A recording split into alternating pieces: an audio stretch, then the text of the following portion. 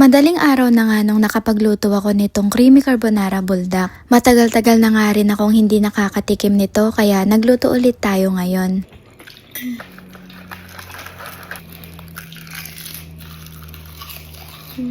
Hindi ko nga namalayang nakaidlip na pala ako dito sa may sala. Nagising na nga lang ako dyan bigla dahil nakaramdam na nga ako ng gutom. Anong oras na rin pala nung nagising ako? Maga alas 12 na rin kaya pala sobrang hilab na ng tiyan ko. Pagkabangon ko nga love, naghanap lang ako ng pwede kong kainin ngayong gabi. Yung mabilis lang sana lutuin. At eto nga carbonara buldak ang nakita ko. Dinala ko na nga rin ng isang tray ng itlog at 2 balot ng seaweed. Sa tingin ko, mas mabilis tong lutuin kaysa magluto pa ako ng ulam. 2 carbonara buldak nga ang lulutuin natin ngayon tapos maglalagay din tayo ng 2 fried egg at spam. Sausage nga sana dapat ang best partner dito pero di ako mahilig sa sausage. Mas gusto ko pa rin talaga itong spam. Balak ko rin itong lagyan ng cheddar cheese on top love para mas lalong masarap at mas creamy ang lasa. Pinagsabay-sabay ko na ang isa lang lahat. Inuna ko munang magpakulo ng tubig para sa pasta at magpainit ng pan para naman sa spam at egg. At habang nakasalang naman yung mga yon, ikakat muna natin itong luncheon meat. Siguro mga 4 lang siguro na piraso lulutuin ko. Masyado kasing marami kapag nilahat ko pa to. Mabilis lang naman itong prituhin kaya pagkatapos nito, itlog naman ang isusunod ko. Luncheon meat nga pala itong piniprito ko ngayon. Hindi siya yung mismong brand ng spam. Mamahalin kasi yon, di ko pa afford.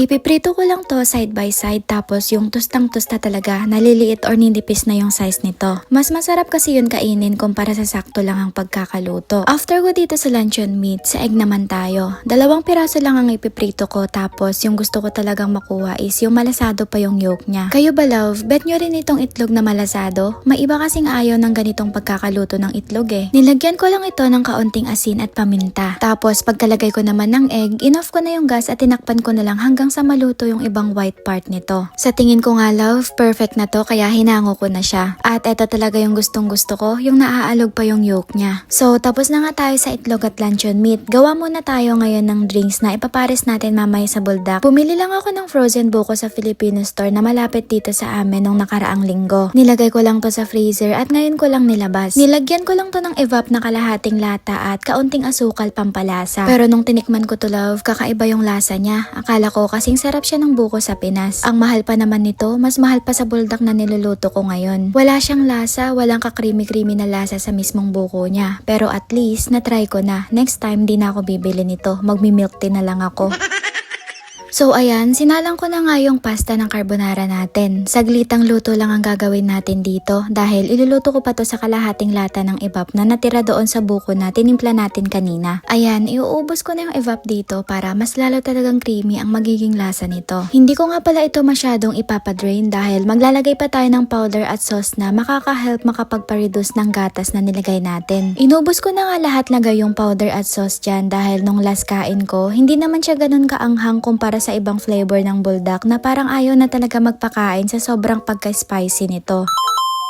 So ayan, luto na nga ang buldak natin. Isasalin ko lang ito sa malaking plato dahil ilalagay pa natin itong mga naprito nating luncheon meat at itlog. Habang nilalagay ko nga to sa plato, takam na talaga ako. Anong oras na rin kasi. Mukhang mas natagalan pa ata tayo dito sa buldak na to kaysa magluto ng ulam. Eh ang dami ba namang nilagay na kung ano-ano, malamang tatagal ka talaga. Ayan, nilagay ko na nga isa-isa yung luncheon meat at itlog. Maglalagay din tayo ng seaweed sa may gilid at ipangka-garnish na rin natin ito kunwari. Spicy kimchi seaweed nga pala itong nabili ko. Mga nasa $5 ata ito at 12 packs na. Okay na rin, parang kapresyo lang din sa Pinas. At ayan love, ready na nga ang pang midnight snack natin. Mga anong oras nyo kaya ito napanood? Comment nyo nga. Ay, sino ka ba para utusan sila? Let's eat love! Ito na yung niluto nating buldak. Carbonara buldak. Meron tayo dito seaweed, may egg. Sakto lang talaga yung pagkakaluto. Ayan o, nanginginig-nginig pa. Tapos, ayan, may spam tayo. Dahil ayaw natin ng sausage, spam yung pinrito natin. Tapos, ito yung drinks natin. Frozen nga lang yung buko, pero pwede na yan. So, let's eat love. Thank you Lord for the food. Kuha na po.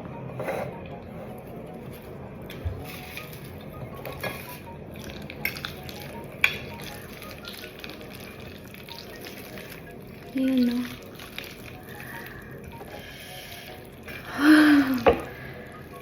Medyo mainit pa siya. I mean, mainit pa talaga.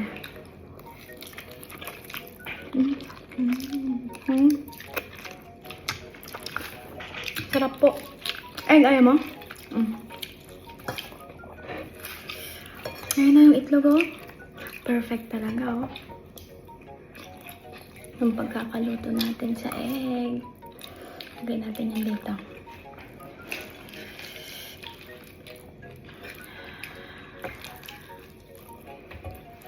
Ayan.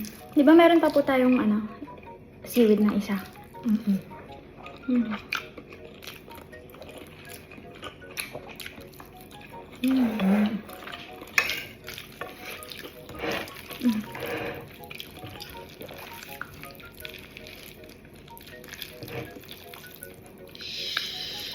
Ang sarap. Sobrang creamy. Sobrang sarap.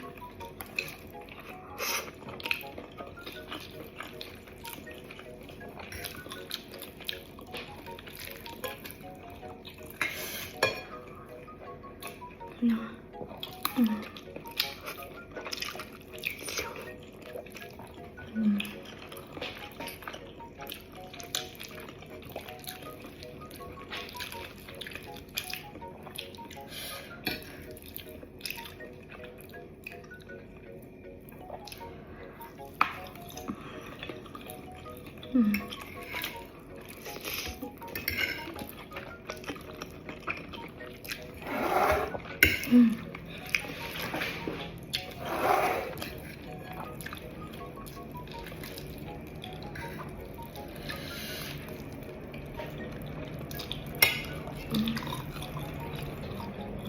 Sobrang perfect ng pagkakaluto, no?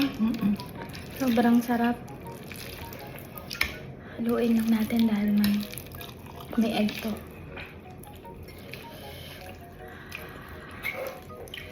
Hindi na ako gumamit ng chopstick kasi hindi naman ako marunong.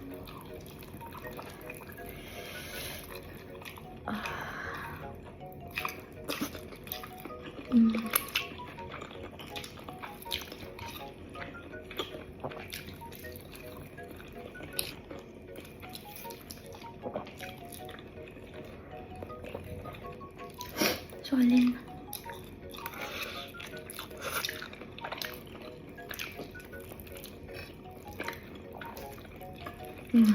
Egg.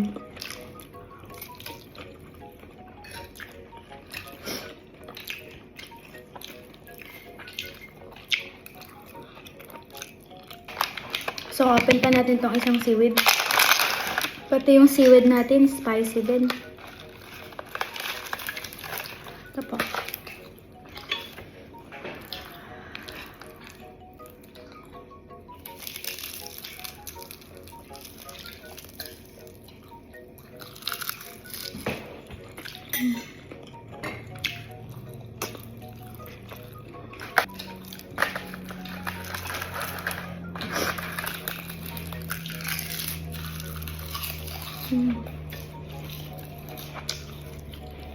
Hop. Okay, yun lang. Tapos na.